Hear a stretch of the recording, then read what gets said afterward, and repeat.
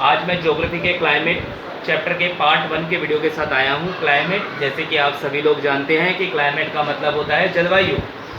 Climate is the sum total of the weather condition.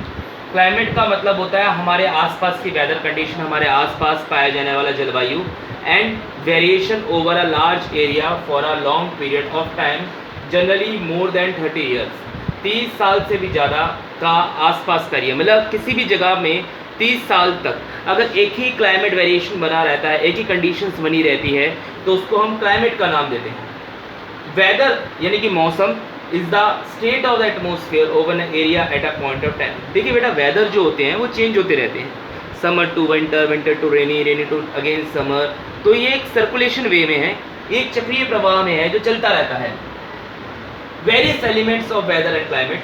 Weather and climate, मौसम और जलवायु को कई चीज़ें प्रभावित करती हैं। टेम्परेचर यानी कि तापमान, एटमॉस्फेरिक प्रेशर यानी कि हमारे वायुमंडल का दबाव, विंड चलने वाली हवाएं, ह्यूमिडिटी उमस, और परसिपिटेशन, ये सभी चीज़ें जो होती हैं वो वेदर और क्लाइमेट को अफेक्टेड करती हैं। India along with south and south east Asia has monsoon type of climate. हमारे इंडिया का जो क्लाइमेट है बेसिकली मानसून पर आधारित है, यानी कि सर्दी का जाना, गर्मी से सर्दी का आना, इन सभी वेरिएशंस के अंदर मानसून एक बहुत ही स्ट्रॉन्ग रोल को प्ले करता है।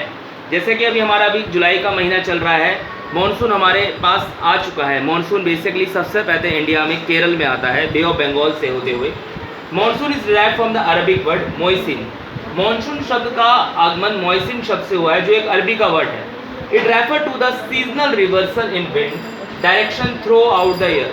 Means throughout the year जो सीजनल तौर पर रिवर्सल होती है विंड की, यानी कि हवाओं का जो चलना होता है, वो इन्हीं मानसून विंड पर क्या करता है, डिपेंडेड करता है। The climate of any place is controlled by latitude, longitude, altitude, pressure and wind systems. किसी भी जगह का जो जलवायु है वो उसके देशांतरण, अक्षांतरण, दबाव, हवा के चलने, डिस्टेंस फ्रॉम द सी, समुद्र से उस राज्य या उस जगह की कितनी दूरी है, oceanic currents and relief features. The atmospheric condition which govern the climate and weather condition of India, pre-pressure and surface winds. Upper air circulation, ऊपरी हवा का दबाव कैसा है, western cyclonic disturbance and tropical cyclone.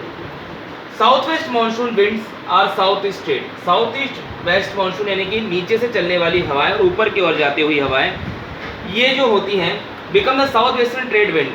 इन्हें ट्रेड विंड इसलिए कहा जाता है क्योंकि ये ईस्टर्न टू वेस्टर्न मानसून के टाइम बहती हवाएं हैं।